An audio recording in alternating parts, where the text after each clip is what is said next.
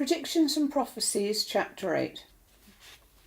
So many will be shocked at our words of anger and intolerance of those in your world, as they wish to believe where we are all is gentle and calming. It is not so for those who still have to learn. As we have already told you, there are lessons to be learned by all of you, and some of these lessons have to be learned while you are with us, and some will be back in the world you've just left, when you return to live the life you gave to others when you were there in your last lifetime. There are those who talk of karma, and they're quite right. Things you have done will come back on you, but it is not quite how they think, as there is far more to it than any of you realise. Far worse than you can imagine, and if we worry you with those words, we are pleased, as there are many of your world who have to rethink the way they live, if they're to be saved horrors to befall them later in another life or when they come to us. Yes, my friends, this may shock you, but horrors do await some of you.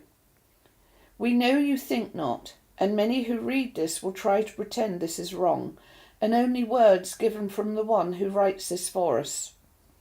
We tell you now, this is not wrong, and we are here now to give yet another warning of what might befall you unless you rethink your ways and your lives. Some of what you suffer is to befall you in the world you live at present and will not be very pleasant at all. Some will be caught up in the horrors that are to happen within your world, and the ones you have to thank for this are those who have sinned and behaved in such bad ways. They believe there is nothing after this life of yours, but little do they realise. Horror upon horror is to befall your people in many different parts of the world.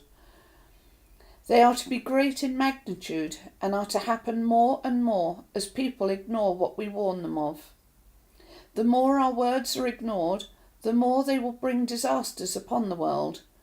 Some of these are to be catastrophes brought about by mankind, but are allowed to happen for you to realise where you go wrong. Too many people of your world are full of greed, and this is also the leaders of the countries in the world we speak of now, and not just the people they lead. They are to suffer at the hands of others, as they lead you all further and further into destruction, as their greed sees no end and becomes mightier and mightier. How the great will fall, and others will take their place, to also be thrown aside, as we destroy the countries and cities these people rule. Not all will be destroyed totally, but many smaller places will not survive what is to befall their countries. Think about what we say, and do not treat it lightly as foolish thoughts of the one who writes for us, for it will come to pass. It is already befalling some of you, as disasters have already been seen in many parts of the world where none were expected to happen in the way they have. More of this will follow, and they will become greater and more frequent the more mankind ignores our words. For those of you who try to lead the good life and listen to us, we are sorry that some of you will have to suffer as these things occur. It is not possible to separate you from the others, as the magnitude of what is to happen in some places is to be far too great for that to be possible. But we tell you now, your rewards on coming to us are to be plentiful, and in ways you never dreamed of. The others are to suffer in ways they had no idea existed. Mankind thinks he knows all ways to hurt and destroy his fellow man, but they know nothing. There are ways they have no idea even exist, and these ways are to be shown them when they come to us. What they have inflicted on others is nothing compared to what they will receive when they come to us. We hear talk of heaven and hell by those in your world, and the words are not as you believe them to be, but the meaning behind them is real, my friends, and those of you who think it is something made up by man to control you, we tell you now it isn't. There is to be great pain and suffering inflicted on those who have done the same to others in their lifetime. And for those who have done good deeds, then great joy is to be theirs. Laugh if you will at these words, as we know many will, but at your peril. One day you will come to us, and at the time this is to happen, it will be too late for you to beg forgiveness. Now is the time you need to do that in order to lessen the things you're to suffer when you come to us.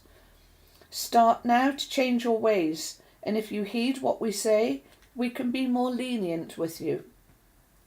Once you were ignorant, my friends, and had no understanding, and for those who had none, we excuse some of what they do.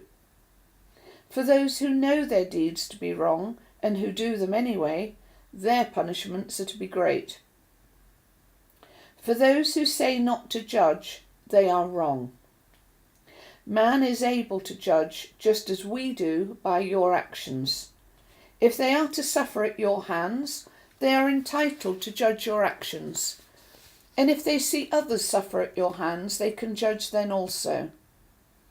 We say to you now, though, that those who believe you are to punish these people yourselves, it is wrong. You must not do this, as this is something we are to do, not you. There are some things man is able to do to make them suffer, but not in ways reserved for when they come to us. To send someone to us before their time is wrong.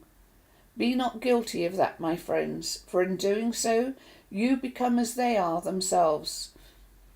You are to be better than these people, and not allow yourself to be tarnished by their badness.